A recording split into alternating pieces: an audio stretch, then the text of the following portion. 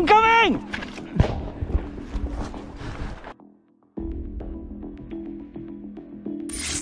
This is helmet cam footage from Ukrainian Special Forces during an operation in the Donetsk region. The men of the 8th Regiment of the Special Operations Forces surrounded and cleared an enemy position located in a wooded area.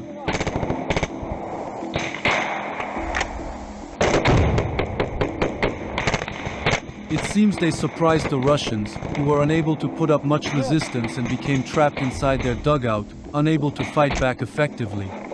The Ukrainian special operators entered the dugout and cleared it from within using small arms.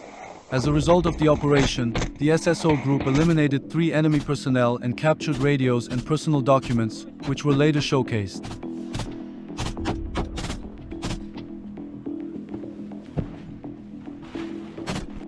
Here we have crazy footage of a Russian FAB glide bomb bouncing off the ground before detonating. Since it initially landed in a field and bounced from there, it appears that in both cases it did not hit its intended target. Russian Telegram channels recently released some impressive footage of Russian soldiers and their constant struggle with Ukrainian drones on the Dnipro River. In all honesty, I have to say that this is one of the most intense and interesting Russian helmet cam videos I've seen in a long time. In the footage, the men are constantly on the edge of being hit by Ukrainian drones in countless attacks on their boat as they navigate the river. The number of drones sent at the Russians is practically impossible to count. And I don't know whether all of these attacks happened during a single mission, which would make the clip even more insane and unbelievable, or whether the footage was cut together from several missions, which is more likely but no less impressive.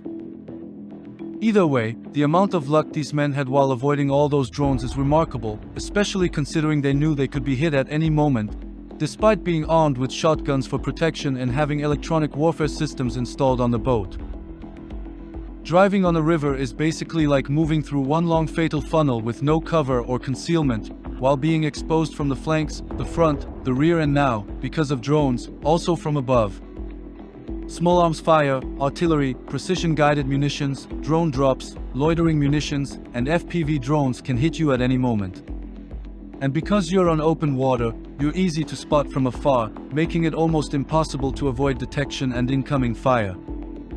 Yet somehow these men managed to avoid being hit not just once, but countless times, with some of the near misses coming uncomfortably close. One major factor that seems to help in situations like these is speed. The faster the boat, the better the chance of outrunning incoming FPVs and forcing the drone operator to constantly readjust, which increases the likelihood of the drone missing or losing control. High speed also reduces the time drones have to correct their trajectory, making split-second evasive maneuvers far more effective.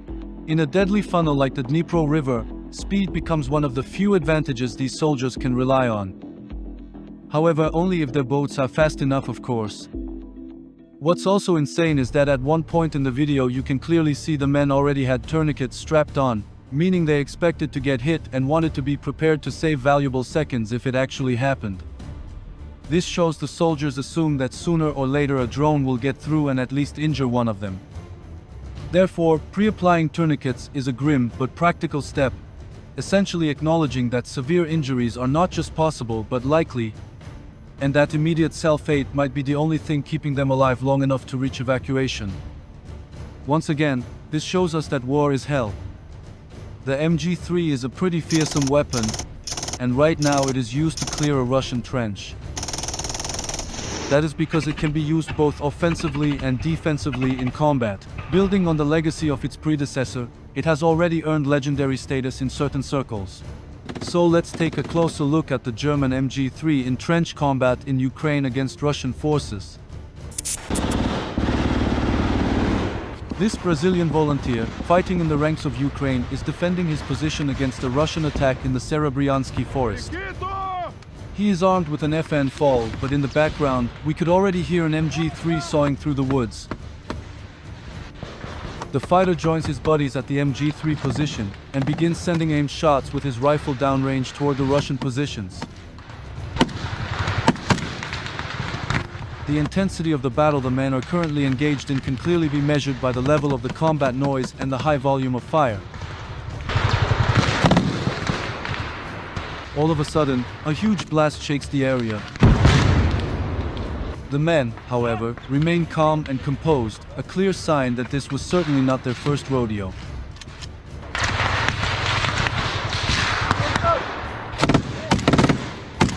The fighter's rate of fire also shows that he is not intimidated by the Russian attack and continues to respond with controlled, precise shots. Shortly after, the MG3 joins in and resumes firing in controlled bursts as well.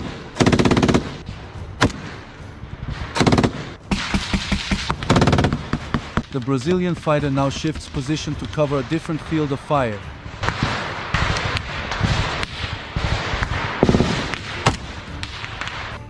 MG3 machine guns have seen extensive use in the Serebryansky forest, as shown here in this helmet camera footage from the perspective of a Ukrainian machine gunner. The MG3 is generally reliable when well maintained, but comparative testing has shown it is not the most forgiving design under extreme conditions. Fine sand, mud, or lack of lubrication can cause feeding issues in any machine gun, but the MG3's recoil-operated mechanism, with its tight roller lock tolerances, may be somewhat less tolerant of debris than gas-operated guns.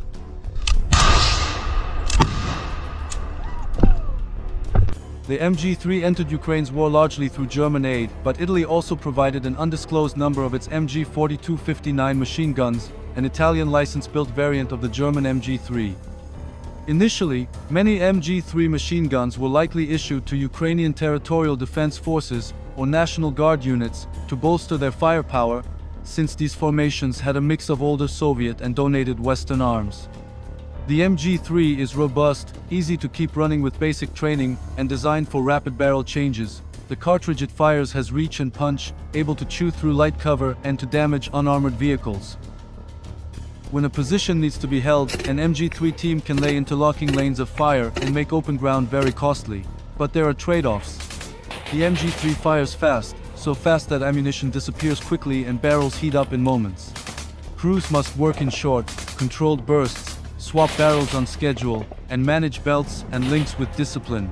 It is also a heavy system to carry over distance, and on a simple bipod it can be harder to keep perfectly on target than slower firing guns. For long patrols, or when endurance matters more than shock, lighter or slower systems may be preferred. Training and logistics, however, can smooth out many of these issues. Units have to learn the rhythm of loading, charging, and bursting. Assistants handle spare barrels and ammunition. On vehicles, stability and optics make the gun more precise and effective day or night. In defensive lines, stockpiled belts, and planned fields of fire let the MG3 do what it does best without pause. The same is true here, where an MG3 fire team sets up a shaky base of fire to engage Russian positions. Watch as the gunner takes up an unusual firing position to improve his aim. Now he is about to give the Russians a taste of the MG3's full belt.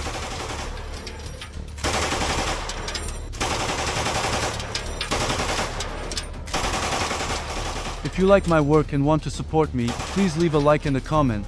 It's just a few clicks for you, but they help me enormously with the YouTube algorithm.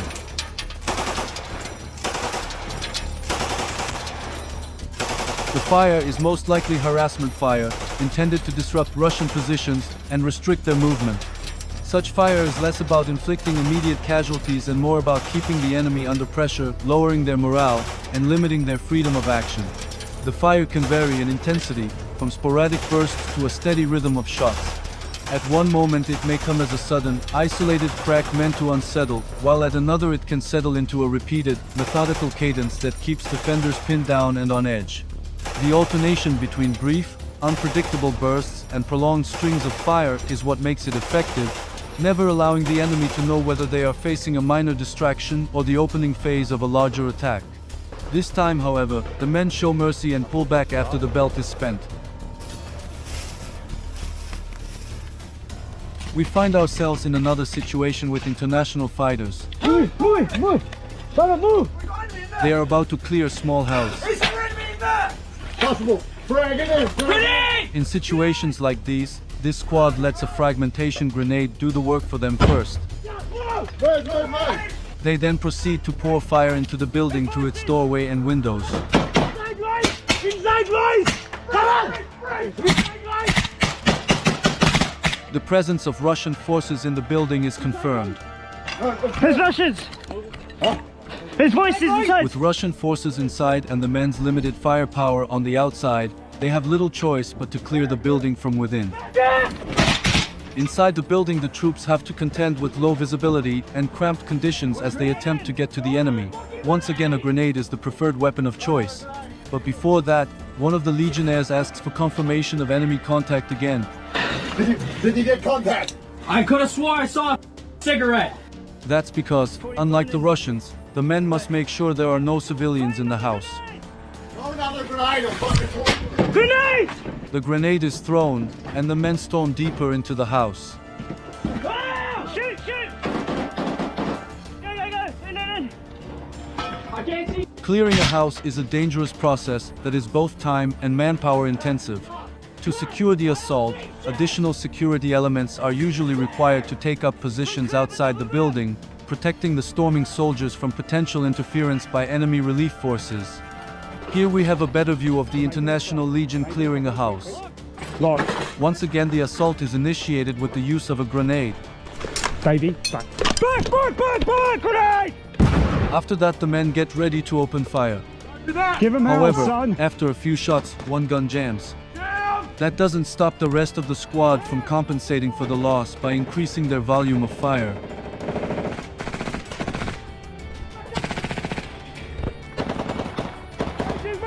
During a brief fire pause, the cameraman tries to communicate with the Russians. What do you think he just said? Let me know in the comments. The footage you see here is archival material from the last days of the Battle of Kursk. Back then, the men had very clear orders on how to deal with Russian infiltrators. So essentially, whenever a drone above the village would spot any Russian activity whatsoever, we'd get a call radio and they'd be like, there are Russian Spetsnaz in this building, go f them up. And that was our command directive in that village. This directive led to countless engagements like this. In general, the best way to deal with enemy strong points is to destroy the house with explosives, tanks, or airstrikes. But when that kind of firepower isn't available, the only option is to use grenades and small arms.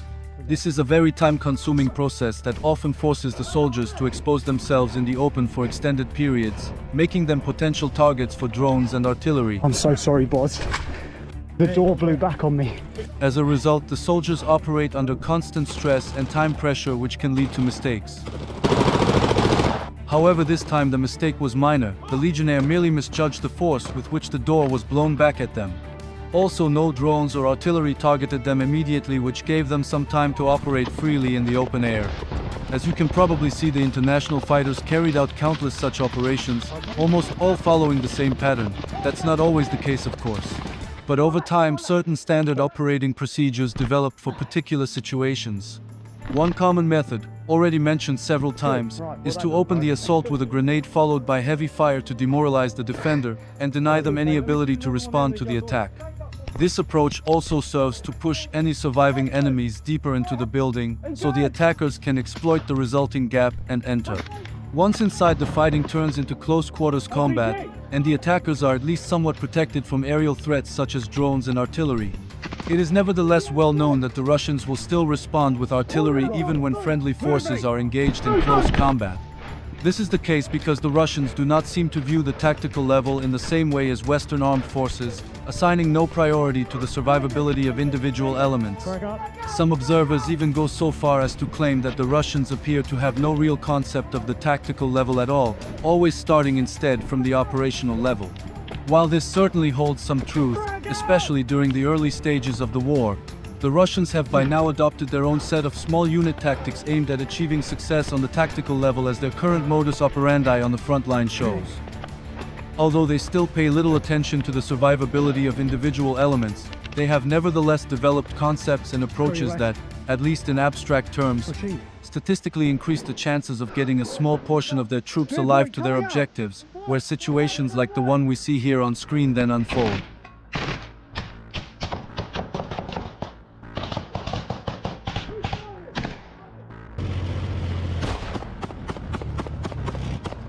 This helmet cam video, filmed by an international fighter, shows him and his squad stranded in the so-called kill zone after the BMP they were riding on top of was suddenly hit. They abandoned the vehicle and instinctively moved into the cover of a nearby tree line, from where they relayed their status and the nature of the attack over the radio. On infill. Contact. FPV. With infill with BMP. Over. First, holding in position. Possible. Friendly injury. Over. I go check. Apparently the men were on their way to an infill when they were struck by an FPV drone and also had a possible wounded. Fuck, ammunition. Don't stay here. Come. In the sky, the buzzing of another drone could already be heard. Getting dropped.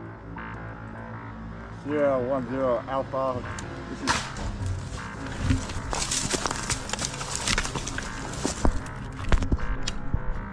just dropped. He hit a branch. He's on the ground. FPV on the ground. FPV on the ground. Luckily for them, it hit a branch and didn't explode. Another BMP on the ground. Tried to attack again. Multiple BMP strikes by FPV. Multiple strikes, FPVs. EPV on the ground, unexploded.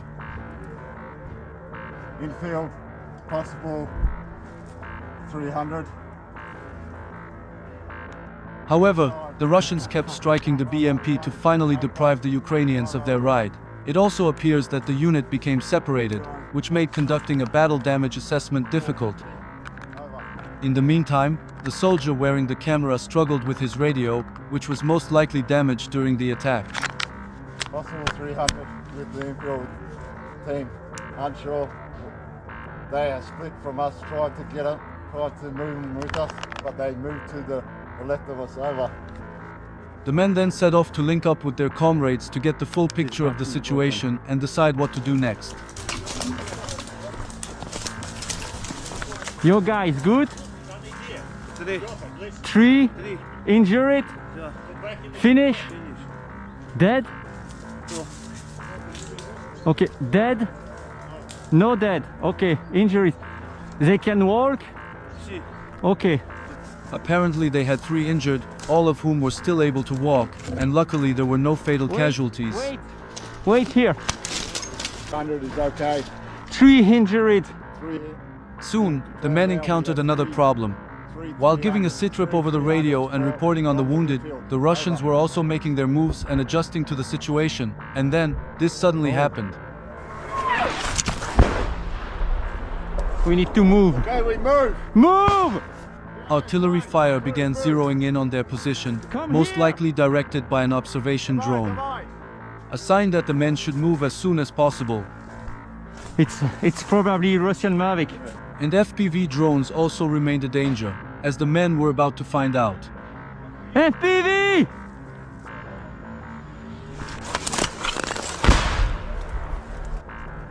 A pretty hairy situation, as the men were deprived of their transport and the Russians were fully aware of their position, as shown by the constant FPV attacks and the increasing volume of artillery fire. Yeah. Incoming! Since the men were already being surveilled by Russian drones, hiding inside nearby buildings or basements was not an option. It would have fixed them in place and given the Russians the opportunity to close in with infantry or even worse, collapse the buildings with glide bombs or explosives, burying the men under the rubble. And while the woods at least offered some concealment and protection from FPV drones, they provided no protection against the Russian artillery fire being directed by observer drones.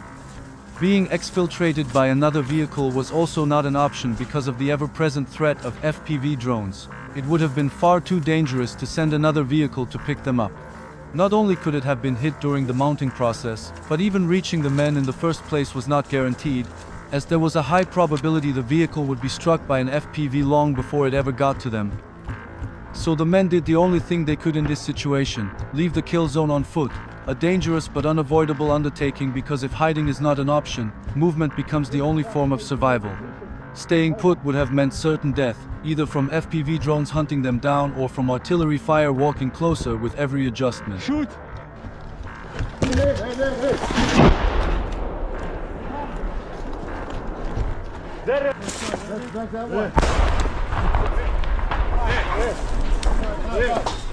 Just as the men had managed to move a few meters forward, their BMP exploded behind them, marking the final destruction of their vehicle. It must have been carrying a significant amount of ammunition, because in the background you can hear the characteristic sound of a prolonged cook-off. Sierra. The men now finally realized that they were stranded for good, with hardly any options left. However, the Russians didn't give them much time to catch their breath and kept them under constant pressure with drones and artillery. Oh! The drone pilot's focus on targeting the vehicle is aimed not only at depriving the soldiers of their mobility, but also at attacking their psyche with the goal of demoralizing them, and in the hope of stirring panic so that they become careless and act rashly, what then leads to fatal mistakes. These men, however, remained remarkably calm and composed, while maintaining a realistic assessment of their own situation. But listen for yourself. We have exfil coming!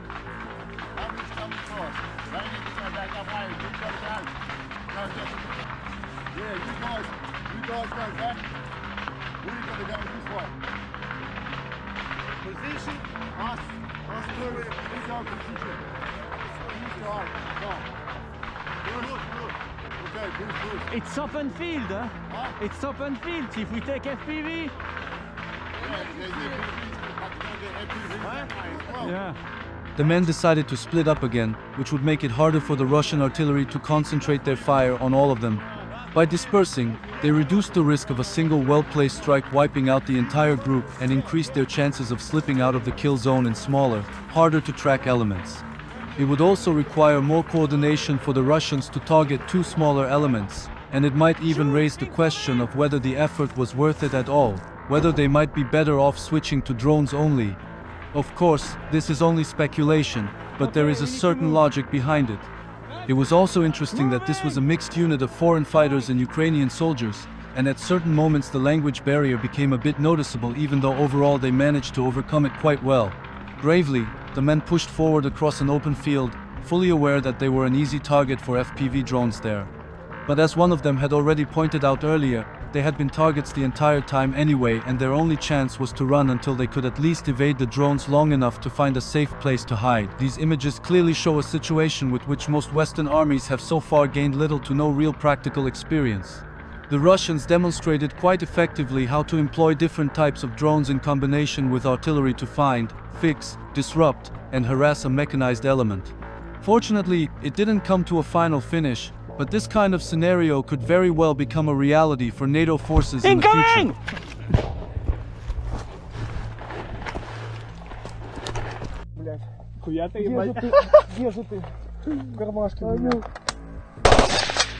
We all know that Russians simply love dashcams, and here we have a dashcam video showing Russian soldiers attempting to shoot down an incoming Ukrainian FPV drone. The situation, which at first seemed almost playful, quickly turned serious when the men failed to shoot down the drone with their rifles. They were forced to leave the impact zone as fast as possible to escape the inevitable detonation.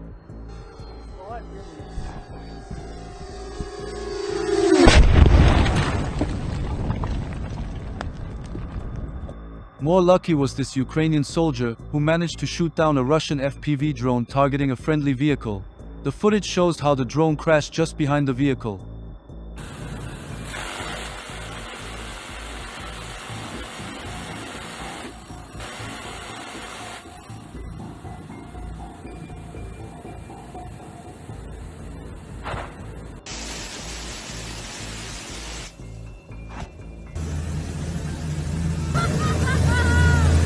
Here, a Ukrainian FPV drone managed to score a direct hit on a Russian S-400 Triumph air defense system. It looks like the system was destroyed. At least that's how it appears from this drone feed. And here we have another instance of a Ukrainian shotgun drone shooting down a Russian drone mid-air. This drone video shows Ukrainian forces using an American-made Max Pro MRAP to evacuate civilians from the front in Pokrovsk while under fire. During the mission, the vehicle even took several hits. MRAP stands for Mine-Resistant Ambush Protected Vehicle and offers greater speed compared to traditional tracked or wheeled APCs, making them especially well suited for fast extraction or evacuation missions. Of course, the modern battlefield is becoming increasingly dangerous not only for civilians, but also for service personnel, and especially for vehicle crews. Even heavily armored vehicles are no longer guaranteed safety, and crews must constantly balance speed, mobility, and exposure just to survive a single mission. This is why defense companies are constantly developing new concepts to reduce the risk for frontline personnel, and one idea is to convert manned vehicles into unmanned ones. The same applies to the Ochban armed robotic vehicle, a joint project by Adasi and Nimr, both subsidiaries of UAE-based Edge Group. What they essentially did was convert an MRAP into a remotely controlled, armed vehicle designed to be deployed in areas that are too dangerous for human personnel. It can be fitted with various weapon systems, ranging from heavy machine guns and automatic grenade launchers to anti-tank launchers and more, depending on the mission requirements. It can be controlled by 2 portable control stations and has a range of up to 12 kilometers, a maximum speed of 50 kilometers per hour, and an endurance of up to 8 hours. It also offers integrated communication with other UGV types and can still be manned, in addition to its unmanned manual, semi-autonomous, and autopilot driving modes. The base platform, the Nimr Ochban Mk2, is a 4x4 wheeled armored tactical vehicle. Depending on the variant, it can carry between 3, 5, and 11 personnel, including the driver and co-driver. It offers effective ballistic protection and is built with a V-hull structure for improved mine blast protection. This is ensured through a series of previous blast tests conducted in accordance with international standards. These tests verify the vehicle's ability to withstand mines, roadside bombs, and underbody blasts, ensuring that the crew compartment remains intact and survivable. During the tests, the blasts were detonated under the belly and the front area of the vehicle, and it remained intact, as seen in the footage. The assault of a Russian armored section is interrupted by the use of FPV drones. The first target is the rear vehicle, a BMP. The hit immobilizes it, and the infantry dismounts to flee on foot. Judging by the surrounding terrain, this is the worst possible place to be on foot in a drone war. Now it's the lead tank's turn. At first, its armor allows it to withstand the hits a little better, but after countless persistent strikes, it too eventually comes to a halt. The vehicle ends up just a few meters in front of a sparse tree line and is hit 2 more times. As a result, it catches fire and is completely knocked out of the fight. This Russian attack came to a dead end. We see a turtle tank equipped with a mine plow in front of a giant Ukrainian anti-tank ditch that it could not overcome. As if that weren't enough, an FPV drone moves in for the final strike. Although the impact looks relatively unspectacular, it is enough to set the tank on fire and send it toward its slow fate of demilitarization. Here, a Russian drone observes the attack of a Ukrainian MRAP on Russian positions. At high speed, the vehicle leaves the road and races through a field with the goal of reaching the edge of a wooded area nearby. The Russian drone is still monitoring the Ukrainian vehicle closely, but lets it carry on for now. As it reaches its designated drop-off point, it opens fire into the tree line with its onboard weapon to cover the dismounting of a squad of Ukrainian troops who rush into the forest to take up positions under the cover of the trees. While drone feeds are silent, we can see the men in the vehicle putting out a high volume of fire, so it must have been quite loud on the ground, underscoring the intensity of the situation. Suddenly, the Ukrainian vehicle shifts into reverse and nearly runs over a comrade, though fortunately it doesn't happen. It seems they were aware of the Russian drone's presence and therefore of the urgency. Sadly, they were right as a Russian FPV drone intercepted the MRAP just moments later. Despite the hit, the vehicle kept moving for a while but eventually came to a standstill where it was struck by another FPV drone. A stark reminder that drone warfare goes in both directions and its dangers are present for all sides at all times. The Russians then went on the hunt for the remaining crew members and the previously dismounted infantry. For this they used, who would have thought it, drones. However, this can only be shown on Telegram. Here we see a Russian soldier on a motorcycle carrying a heavy bomber drone on his back. Only one propeller is spinning, but do you think he would have taken off if with it all 4 were working? The devastating capabilities of these heavier bomber drones are showcased very well here. Because of their size, they can carry larger and heavier payloads, allowing them to effectively target fixed positions, even those that are more fortified. Against armored targets, these drones are typically equipped with mines, RPG rounds, or other heavy explosives, designed to disable or destroy vehicles. When used against fixed structures such as houses, as shown in this case, they often carry incendiary payloads which are scarily effective at setting buildings ablaze and flushing out anyone inside. The versatility of these drones makes them a constant threat on the battlefield, as they can be adapted for both anti-armor, structure, and anti-personnel roles, turning almost any position into a potential target. And even more unsettling, since these are predefined fixed targets, the process can already be largely automated.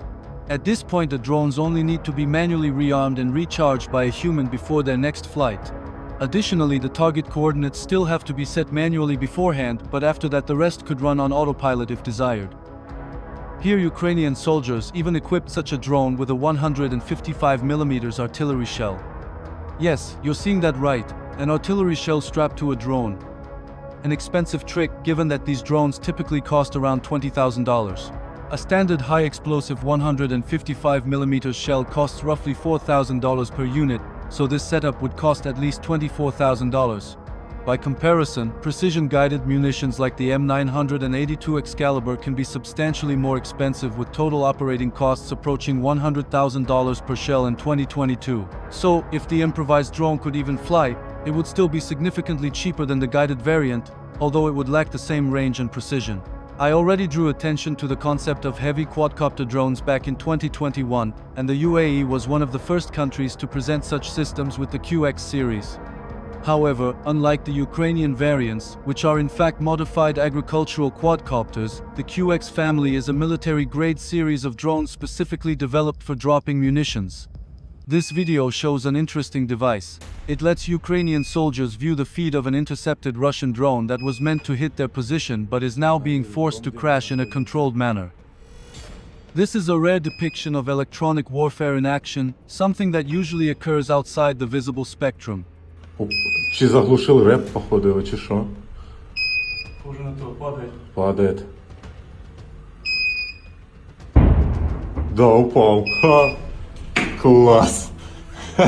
A more spectacular way to deal with drones is the use of radar-equipped anti-aircraft guns like the legendary Gepard. Originally developed for the German army, many of these systems were transferred to the Ukrainian armed forces as part of Germany's aid, where they have proven highly effective. However, they are mostly used against larger long-range drones such as Shahed kamikaze drones, though there have been instances where they also shot down FPV drones. The Gepard is a German self-propelled anti-aircraft gun built on a Leopard chassis. It carries two rapid-firing 35mm cannons and has its own search and tracking radars, so it can find and track targets day or night. They excel at putting a lot of shells into the sky quickly, especially when using programmable airburst rounds. The Gepard works best as part of a layered air defense system where radars, missiles, and short-range guns all cover each other. In short, it's a powerful tool against bigger drones, but logistics and integration also determine how well it performs. One problem with the system is that it can chew through ammunition very quickly in high-intensity situations. A single engagement against multiple loitering munitions or swarm elements can expend hundreds or even thousands of rounds. That makes a steady ammunition supply absolutely critical for sustained operations. Operational reporting on Ukrainian Gepards has repeatedly highlighted ammunition shortages as a limiting factor for battlefield performance, even though the systems otherwise perform very well.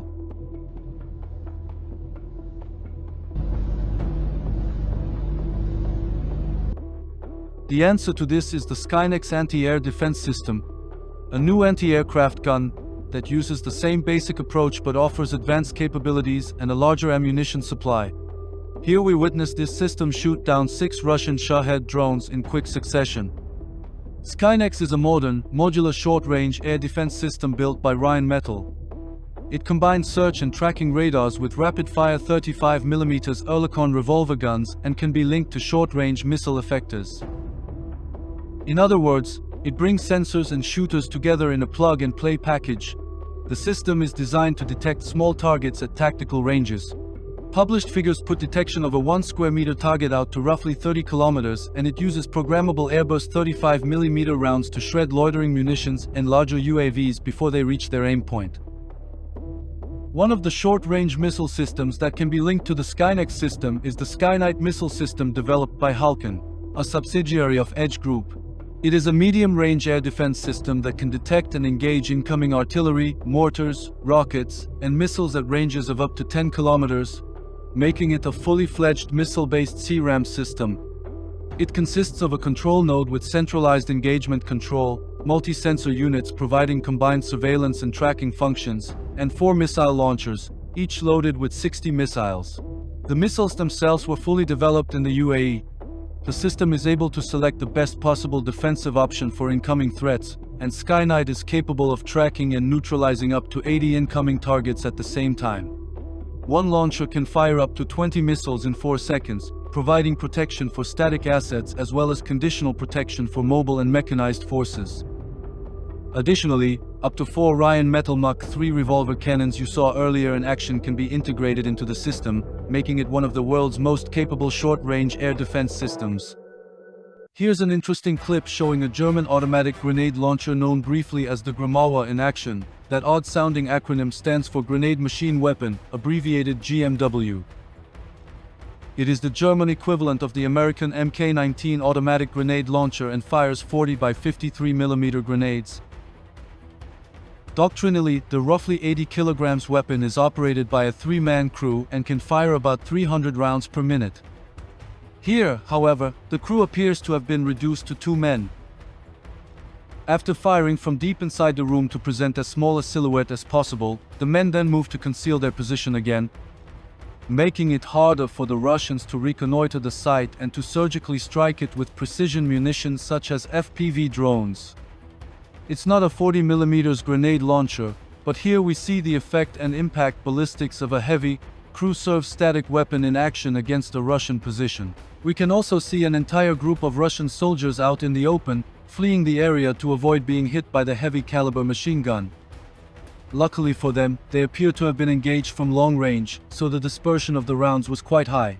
It's also fortunate this wasn't the GMW from the earlier clip. Had it been, they likely would have suffered several casualties. Nonetheless, a very good depiction of the receiving end of the work done by a heavy weapons team in combat. Hit the like button if you agree.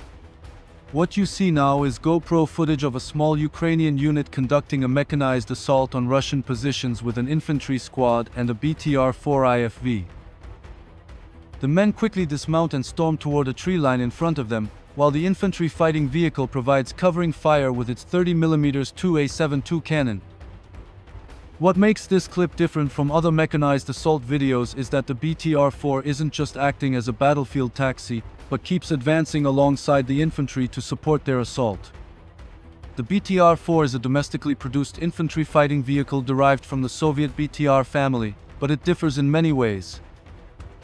First, crew situational awareness is improved thanks to enlarged windows instead of the BTR's usual small vision slits. Second is the armament. While more modern variants such as the Russian BTR-82 and BTR-90 can mount higher caliber weapons, many older BTR types are fitted with 12.7mm machine guns. Finally, the exit hatches are placed at the rear of the vehicle rather than in the sides, as with the original BTR design. Here we have a subject of rare vehicle assaults. Definitely not something you see every day. Because in this clip we see a Swedish BVS-10, a tracked, articulated, amphibious, all-terrain armored vehicle being used by Ukrainian forces in a raid on a Russian position. As visible in the video footage, the Russian trench network the men attacked was well established and had been further reinforced with wood and other materials.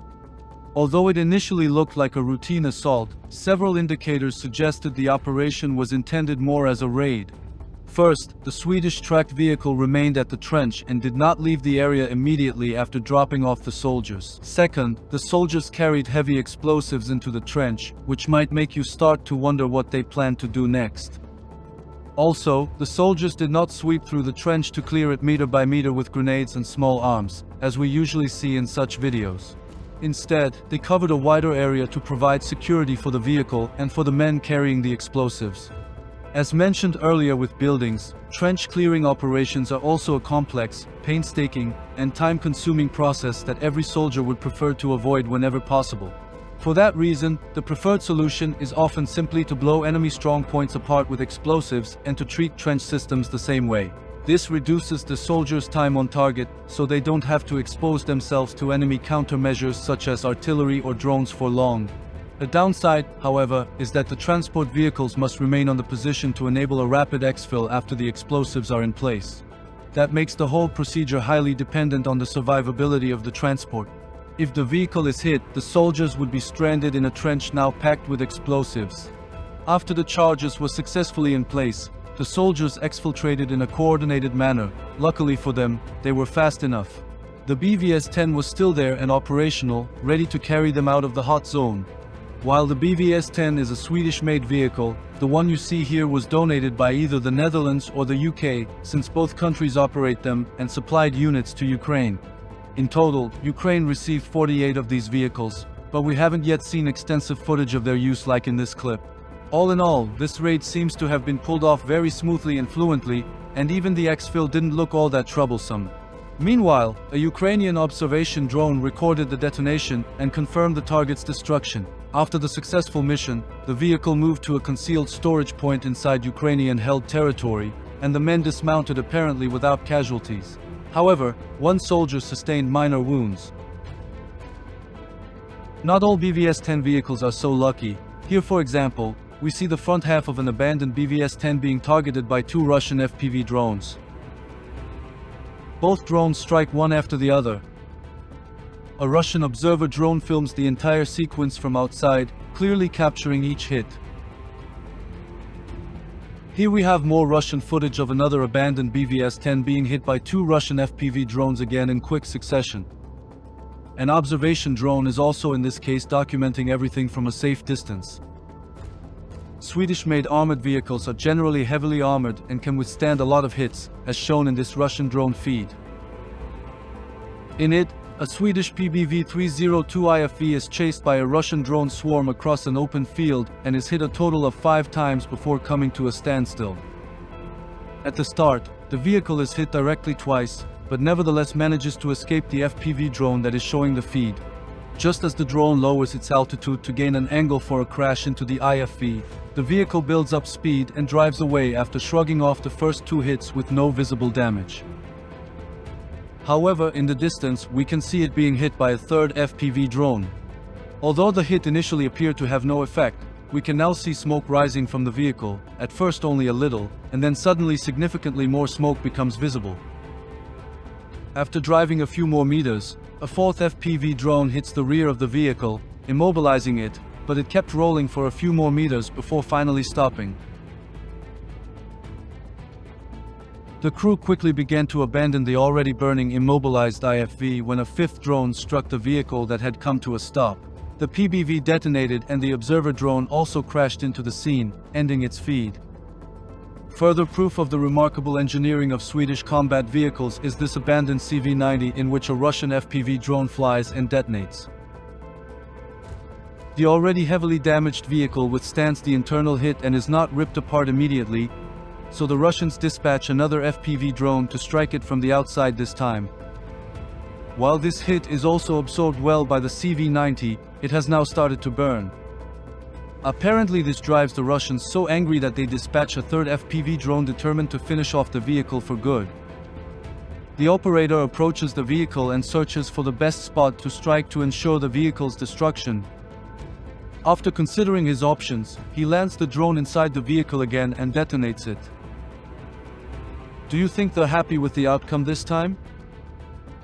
This is a very rare clip from a Ukrainian drone capturing the exact moment a Russian Fab glide bomb hits the ground right next to a railway. High-quality Ukrainian drone footage shows a Russian soldier attempting to hide behind a tree as a Ukrainian FPV drone approaches. The soldier tries to evade the drone by circling the tree trunk. As you might expect, the attempt is unsuccessful, so we have to continue this video on Telegram. See you there.